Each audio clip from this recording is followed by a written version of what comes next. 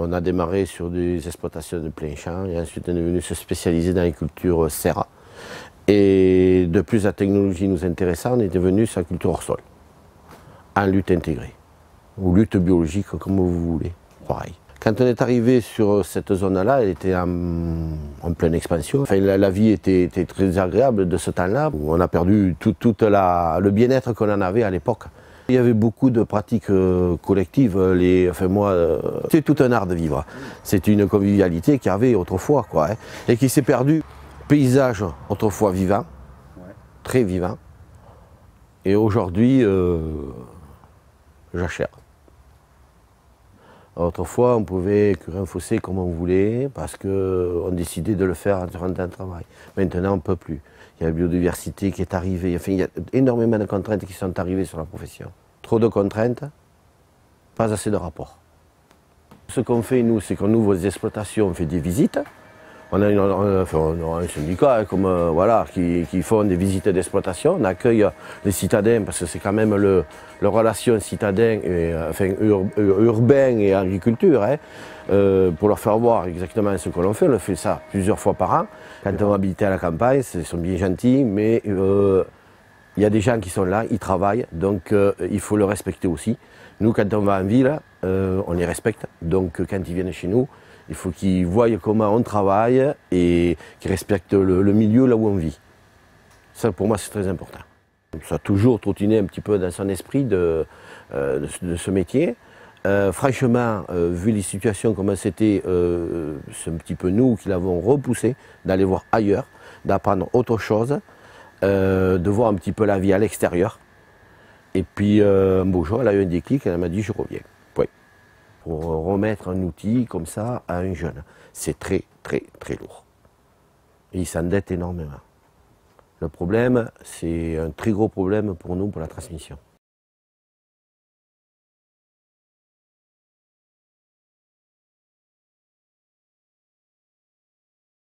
Alors le troupeau est à 7 km, quartier Pontac, bordure de Garonne. À 7 km, nous avons donc la bergerie et l'essentiel des terres pour produire. Et par contre, après ici c'est beaucoup plus urbain, on se retrouve avec... bon là on est dans un petit îlot vert avec le parc Majolan, mais bon on a des tours très vite autour et donc on est quand même en pleine ville. Pour nous, avoir les moutons ici, ça nous sert un petit peu de vitrine. Donc on montre un petit peu notre travail, la façon dont on travaille. Après, il y a plein de contraintes que l'on n'a pas quand on est en zone agricole. Donc les odeurs, les mouches, le bruit, enfin, voilà, il faut faire comprendre un petit peu tout ça à tout le monde. La contrainte la principale, c'est les allées-venues entre les deux lieux. C'est la production d'un côté, la fabrication de l'autre et la vente. Donc il y a 7 km. Après, il y a quand même pas mal d'avantages parce qu'on a ce contact avec les gens, surtout la vente de nos produits parce qu'on est collé à la ville, donc il suffit de présenter un petit peu ce qu'on fait et c'est assez facile pour nous pour le présenter et le vendre. Les moutons partent en vacances, le berger aussi. En fait, on transhume, on va au lac de Lurs, en vallée d'Aspe, de fin juin jusqu'à fin septembre, début octobre. Ce départ en estive, au départ, ça a commencé en 2010. L'année de la grosse sécheresse, où c'était la solution pour que notre élevage perdure. J'ai quand même besoin de rencontres, de discussions, d'échanges et je passe ma petite période d'été où c'est un peu le silence et le repos et après il me faut le contact des gens.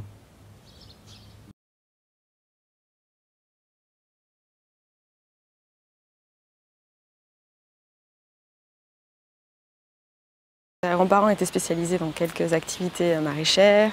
La ferme a évolué, s'est étendue. Après, l'idée c'était d'être autonome en fumier parce que pour faire venir de bons légumes, il faut avoir une fertilisation naturelle et le fumier de mouton est vraiment très riche pour ça. Donc il y a un troupeau qui a été créé à la base juste pour être autonome en fumier et petit à petit en fait on en a fait un élevage. Donc on fait de l'agneau de Pauillac. Donc on a un troupeau de 300 brebis qui pâturent sur une zone agricole. Et après on a créé également une troisième activité pour se diversifier. On est également pépiniériste viticole, donc on greffe 100 000 plants de vignes. Donc voilà, on est dans trois secteurs, maraîchage, élevage et puis pépinière viticole. Alors l'exploitation est relativement morcelée, donc là, parce que là on est vraiment au cœur du Haillan, on est à peine à 200 mètres du centre de l'église.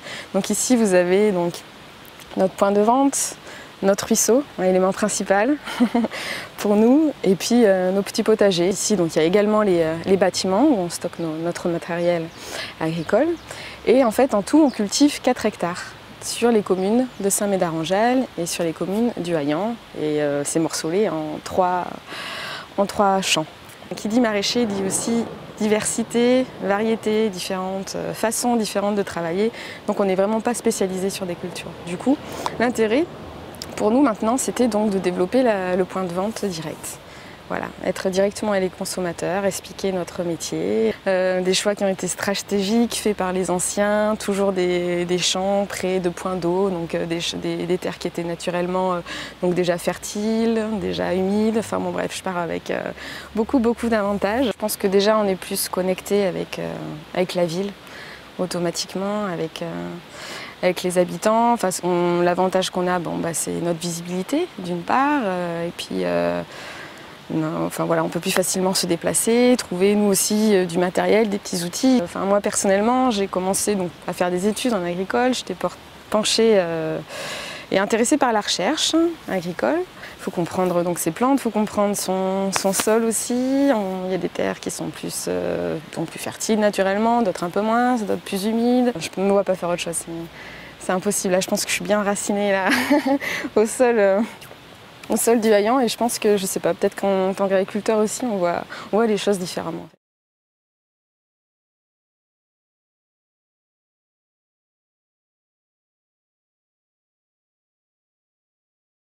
Mes parents sont arrivés sur l'exploitation en 1979, ils étaient exploitants laitiers, ils étaient producteurs laitiers en Normandie.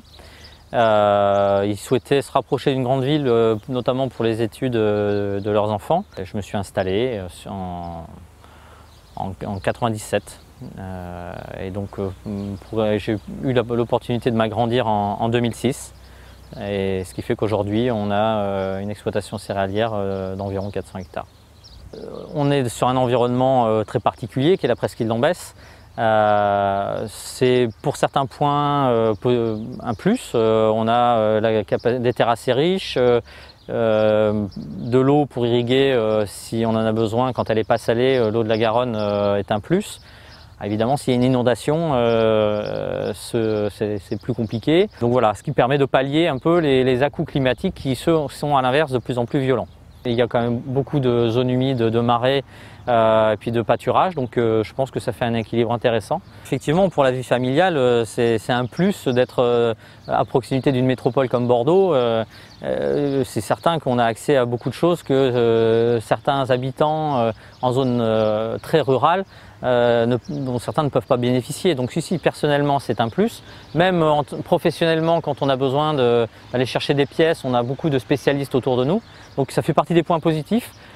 Et les incivilités qu'on vit aussi au quotidien font partie des points négatifs. C'est bon, ça s'équilibre. C'est vrai que le fait d'être au sein d'une métropole comme Bordeaux, le PLU est très précis. Enfin, c'est des contraintes que je pense dans des zones très rurales, certains exploitants n'ont pas. Donc ça fait partie des inconvénients. Le PPRI qui est extrêmement rigoureux et avec la notion de compensation hydraulique qu'on peut avoir avec la métropole, c'est certain que c'est pas un plus. Mon métier étant de produire des céréales, le milieu dans lequel on vit, le milieu économique, est quand même extrêmement dur.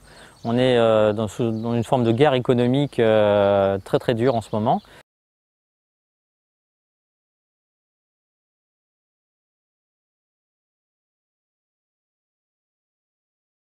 Je suis petite fille de maraîchère et fille de maraîcher aussi. Et la particularité, c'est qu'on est installé avec mon mari en orchade familiale maintenant depuis 17 ans. Nous avons une exploitation qui est en bio et nous faisons que du circuit court, c'est-à-dire les AMAP, la ruche qui dit oui. On a aussi un distributeur automatique de légumes et là, on rentre dans un magasin de producteurs dans le Médoc. Notre but, c'est de ne plus du tout passer par la grande distribution. Alors quand on s'est installé, on était pratiquement en monoculture, on n'était que sur de la salade. Après on a été sur de la salade, choux et concombres. Et on a travaillé avec la grande distribution en direct et avec la coopérative. Et on s'apercevait que finalement on était maître on n'était plus maître de rien, on était complètement dépendant de la grande distribution. Et puis le bio c'est venu naturellement puisque déjà, et je pense que c'est pour ça aussi que ça ne marchait pas avec la grande distribution, puisqu'on n'acceptait pas de rentrer dans les standards des cultures. Moi j'ai grandi dans ce qu'on appelle le marais, hein. Entre nous on appelle ça le marais, le jardin. On n'est plus que 3 ou 4, demain on ne sera plus peut-être que 2. Et forcément, le paysage, il évolue, les terrains ne sont pas forcément bien entretenus. Ça serait dommage de laisser perdre une zone où on a un terroir exceptionnel. On a des terres sablonneuses où on sort la meilleure patate qu'il puisse y avoir. Les carottes, elles ont un goût exceptionnel. Sur le sol tourbeux, on peut faire des magnifiques poireaux et des salades superbes. Enfin, il y a vraiment quelque chose et ça serait dommage de laisser perdre tout ça, quoi. Je ne pense pas que je pourrais exploiter, travailler ailleurs et faire un autre métier, sûrement pas, parce que ça fait partie de moi et je ne conçois pas faire autre chose. Mais c'est vrai que le fait d'avoir la ville autour, avec tout ce que ça peut impliquer, hein, les pollutions, les nuisances sonores, les gens qui viennent et qui s'imaginent que on est dans la nature et qu'on peut faire ce qu'on veut, tout ça, des fois, oui, ça me fait poser des questions, parce que je me dis, on ne peut plus faire notre travail tranquillement, comme on le faisait avant. Moi, je veux dire, j'ai la chance d'avoir pu choisir le métier que je voulais et de le faire où je voulais vraiment. Et je veux pouvoir laisser cette chance à la génération de mes enfants. Je ne sais pas si mes enfants feront ça, s'ils le font, tant mieux. S'ils ne le font pas, je serai un peu déçue, mais ça sera leur vie. Mais que la génération future ait le choix de pouvoir travailler sur ce site exceptionnel.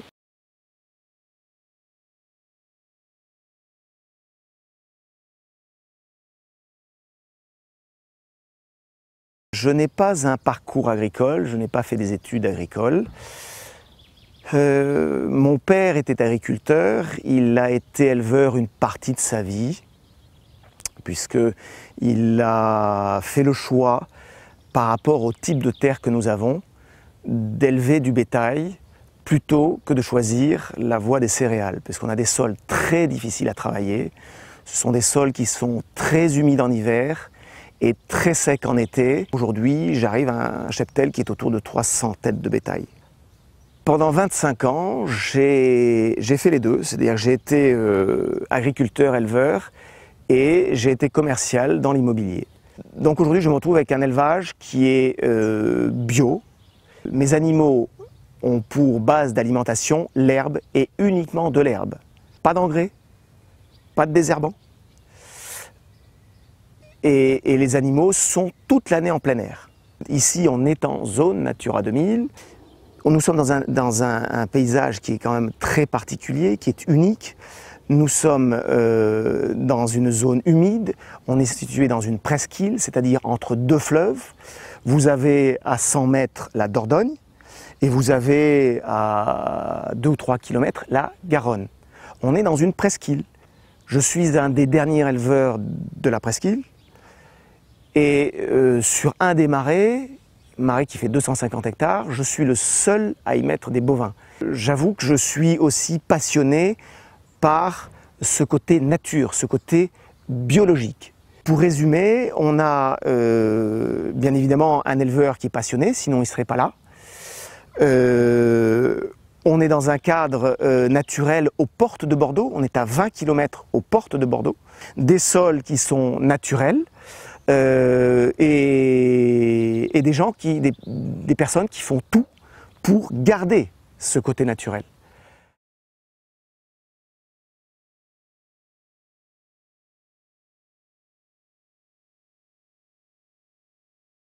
Je suis maraîcher bio installé depuis mai 2011. Je me suis installé au début sur une exploitation maraîchage diversifié, avec une typologie orientée sur tout ce qui est circuit court à MAP. J'ai démarré avec 4 hectares.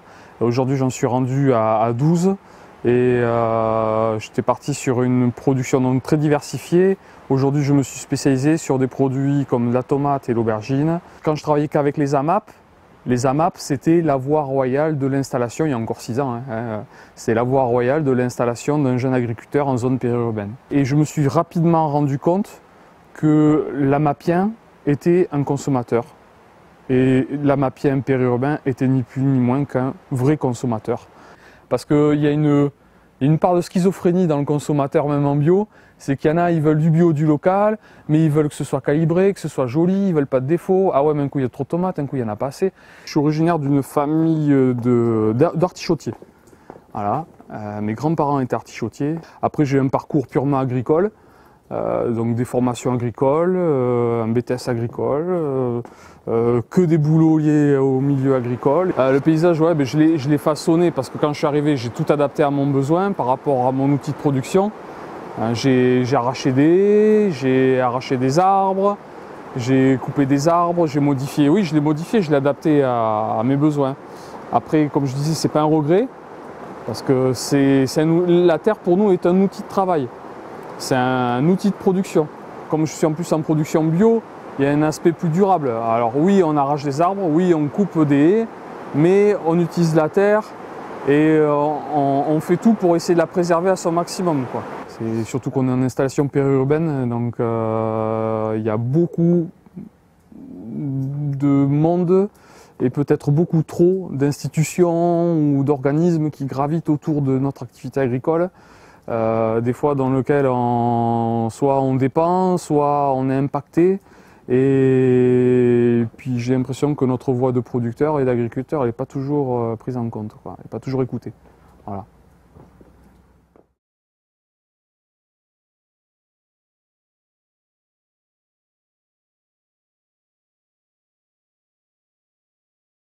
J'habite ici avec mon mari sur la ferme de Courtillas, qui est une ferme appartenant à la famille de mon mari.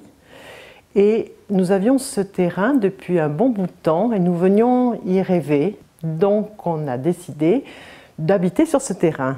Donc pour habiter ici de manière pérenne, il fallait avoir un projet agricole. On était en 2011, j'ai fait une formation d'1 an à Blanquefort, au lycée agricole. 3 ans pour s'installer, 1 an de formation avec des stages, 1 an de bagarre administrative et la 3e année avec des voisins très inquiets de nous voir nous installer dans notre installation, donc où on fait maintenant 3000 poulets par an. Nous avons une clientèle de proximité, donc tous les voisins qui viennent acheter leurs petits poulets fermiers à la ferme de Courtillas. On a des segments de clientèle assez diversifiés. On a aussi bien des personnes assez âgées qui viennent pour retrouver les goûts d'autrefois et on a énormément de familles avec des petits-enfants qui viennent visiter la ferme. Beaucoup de familles concernées et notamment concernées par ce qui se passe aujourd'hui, c'est-à-dire une envie de bien manger, une envie de manger bon. Je travaille aussi avec les AMAP, beaucoup, parce que je trouve que c'est hyper intéressant. Ce sont des gens aussi concernés, engagés. Ce maillage-là entre l'urbain et les paysages se fait beaucoup à travers des structures comme l'AMAP. En y étant, en amadouant ce terrain qui était en friche il y a 3 ans, on n'y voyait rien et donc on a beaucoup bossé. Maintenant, je peux dire que je suis terrienne. Je l'ai toujours été, mais je le suis d'autant plus maintenant. Cet enracinement, je l'ai trouvé et je le vis bien ici. Mais à la fois, je me sens à ma juste place, mais vraiment juste place ici.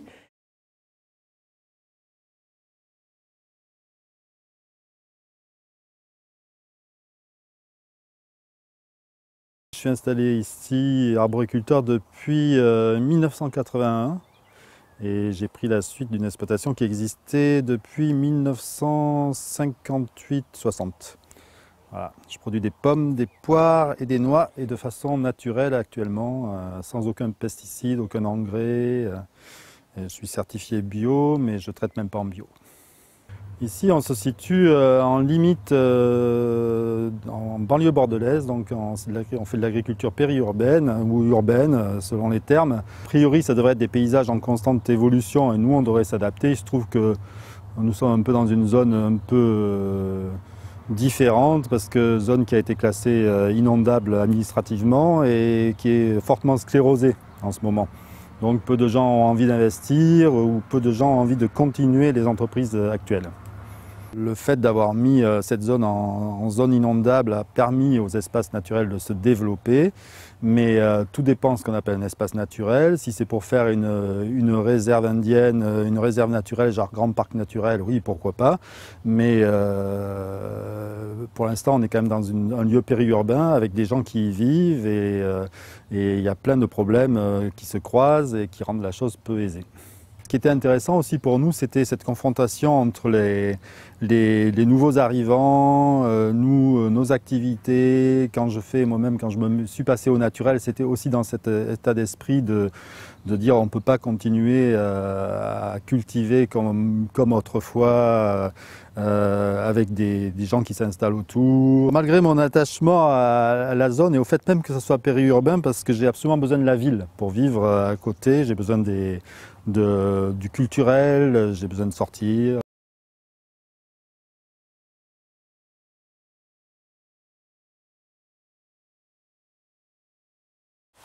Je suis fils, petit-fils, arrière-petit-fils de maraîchers. Donc bien sûr ça nous fait 4 générations de maraîchers. Je suis ici en culture légumière, plein champ, sous serre.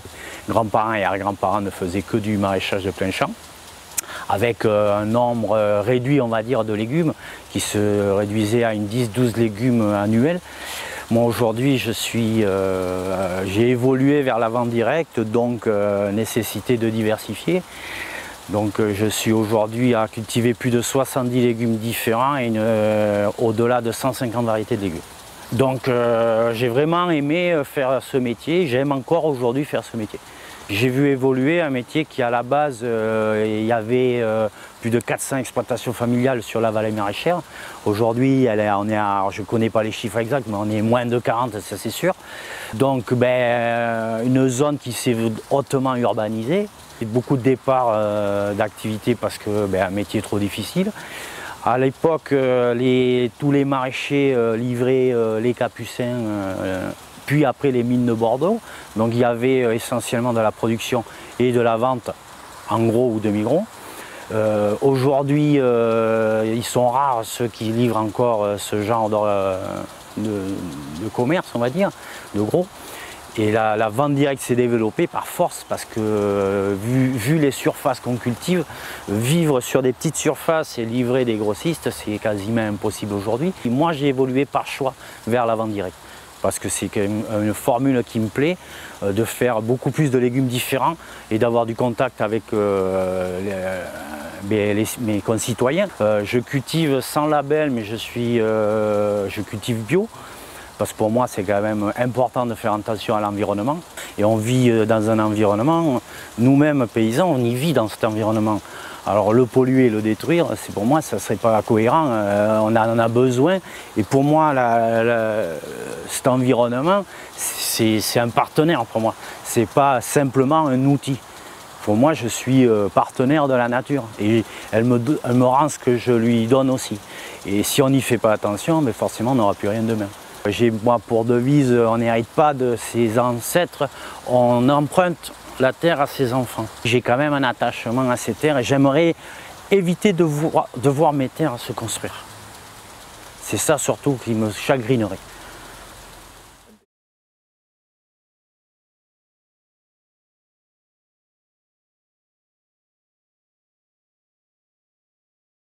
Je cultive ma vigne sur 9,5 hectares. En bio.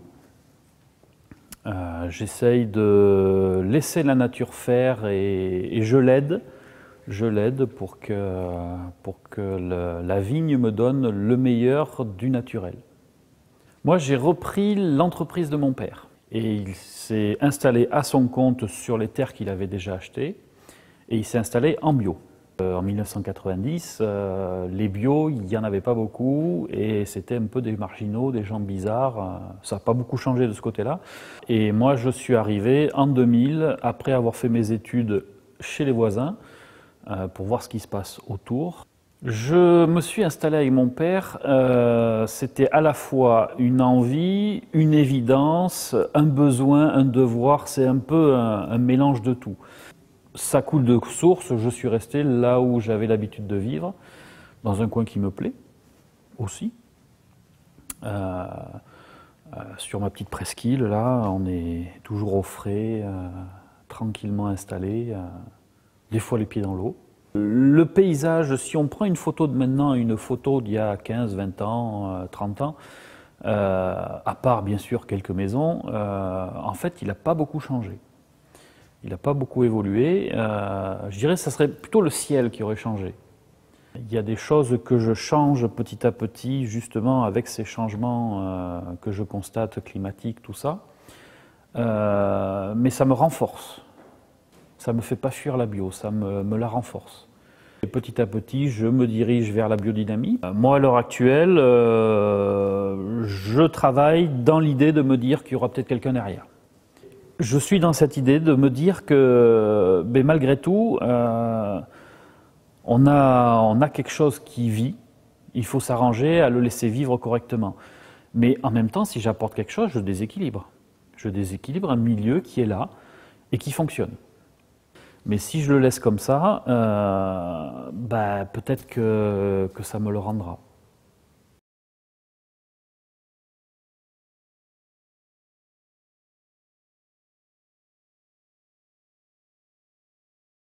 Nous sommes sur une exploitation agricole, on est en ferme pédagogique, on cultive du safran ici en Gironde, sur Ambarès, et on fait également des plants de légumes, plants de fleurs, on fait des visites pour apprendre à découvrir le safran. On cultive sur des terres familiales, ce sont des terres de Jean-Noël, mon époux. On a découvert le safran par hasard. De toute façon, les belles histoires sont souvent des rencontres par hasard. C'est pour ça qu'on a commencé le safran en 2007. Et ça fait, cette année, en 2017, 10 ans déjà qu'on fait du safran. Mon mari est fils d'agriculteur. Ses parents faisaient donc de la vigne, des arbres fruitiers et des légumes en primeur, qui vendaient sur les Capucins et qui étaient achetés par les mandataires. Ces terres-là sont des terres qu'il faut justement connaître parce que on a des veines d'alluvion, on a des veines de graves profondes, de graves avec de l'argile à 50 cm. Donc il faut les terres ne se cultivent pas au même moment, ne cultivent pas les mêmes choses. Les amendements et le bichonnage, on va dire, de la terre ne se fait pas à la même période, à la même époque. Et ce qui fait que de ces terres-là, on ne peut pas faire des grandes cultures. J'ai des parents qui cultivaient la terre pour nous nourrir. Donc pour moi, la terre est nourricière. C'est pas une terre pour faire de l'argent, c'est une terre nourricière. Les paysages urbains, on va dire, propres, sont stériles à mes yeux en fin de compte. C'est juste de la verdure loisir. Et ce qui serait intéressant, c'est de faire des agricultures hors sol. Franchement, je ne me vois pas vivre ailleurs qu'ici. Pour plusieurs raisons. Le béton, physiquement, ça retient la chaleur. Par ces temps de canicule, la terre, c'est bien parce qu'elle respire. Et elle nous amène la fraîcheur. Nous, on arrive à descendre plus rapidement en température que vous en ville. La nature est bien faite, elle est généreuse, et puis elle est fraîche. La nuit, elle est fraîche.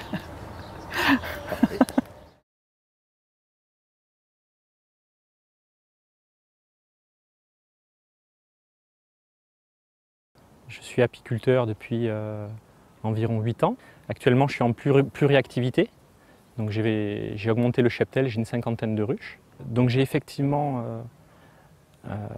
des ruches qui sont disposées sur plusieurs communes de la métropole.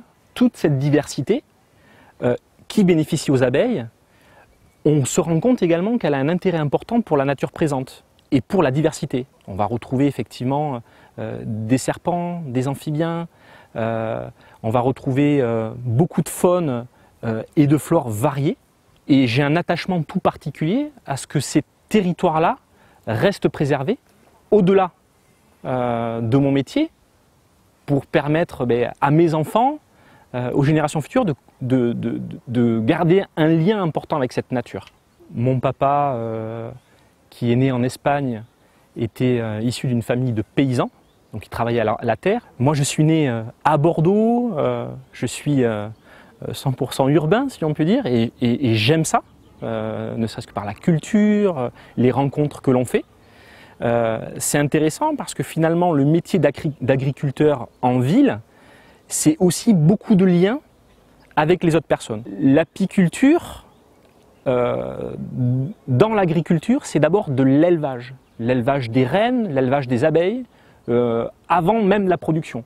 Et pour faire un bon élevage, on a besoin d'un bon environnement, qui est très varié. Il faut une diversité au niveau des fleurs. En ville, on trouve cette diversité. On a la récompense des récoltes, le pollen, la propolis, le miel que l'on va récolter. Donc on a une récompense à la qualité du travail. Voilà. Toujours dans une préoccupation de faire les choses bien, en respect de l'insecte, mais aussi de l'environnement. Parce qu'y compris dans l'apiculture, la méthode de gestion du cheptel peut avoir des conséquences plus ou moins graves sur l'environnement.